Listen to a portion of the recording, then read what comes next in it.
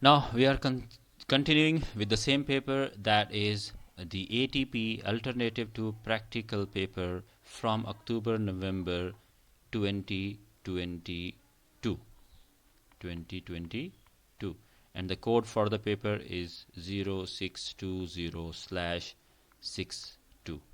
Okay, so this is the third question of the same paper, and in this says that solid I and solid J were analyzed. Tests were done on each substance. Test on solid I, he gave the situation here, and he says when we add dilute hydrochloric acid to boiling tube containing the solid I, what we see?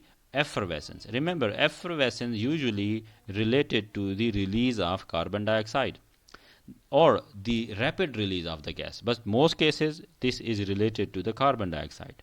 Then the solid dissolves to form a colorless solution. So this colorless solution indicates that the solution contains other than transition metal ion. So no transition metal ion was there. No transition metal ion present. I clearly mentioned in our classes, what whenever you see a colored solution, it is due to transition metal ion. And if the solution is colorless, so we can clearly indicate that there is no transition metal ion present. Okay, so remember that. So this we get two information. One is that there is carbon dioxide, and carbon dioxide is released by adding acid. So there is a relation. When we add acid to any carbonate, as a result carbon dioxide gas release. So this confirms that there is what? There is carbonate ions. Okay, there is what? Carbonate ions. Next, the solution is not containing any transition metal ion. Then he says that any gas produced was tested, and clearly observation we got, the gas turned lime water milky, so it confirmed the presence of carbon dioxide gas. Second test, he says flame test. Flame test is to identify cation.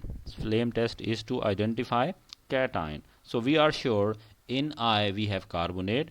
To confirm the presence of cation, we are doing this flame test, and this flame test gives the red flame color. So remember, this is of lithium ion. We know that lithium ion produces red flame color, the sodium produces yellow flame color, potassium ion produce lilac flame color, and the copper ion produce blue-green flame color. So these are the cations which are included in our syllabus with respect to the flame color. So you have to keep all these colors in your mind.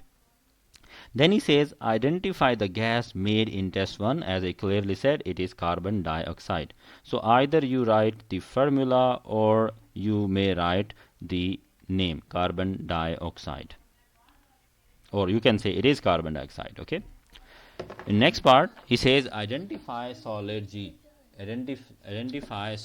I. So we learned that there is lithium and the carbonate, so we can say it is lithium carbonate. So both carbonate, name or the formula, both are accepted here. But please, if you are not confirmed that you know the formula is correct, so focus on just writing the name instead of the formula of the compound. Okay, next he says that test on solid J.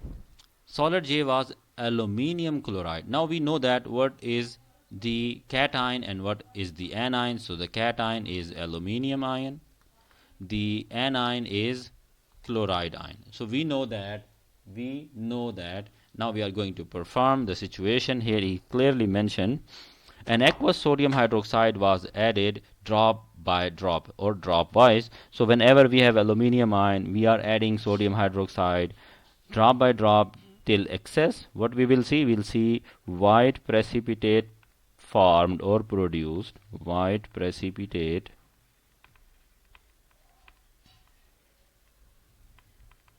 produced which remain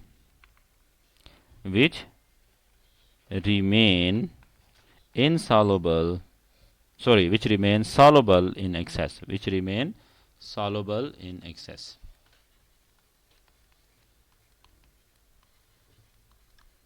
Which remain soluble in excess. Now we have to do the same with aqueous ammonia, and we know that whenever we do aqueous ammonia, what we have to say, same statement but with a little difference. White precipitate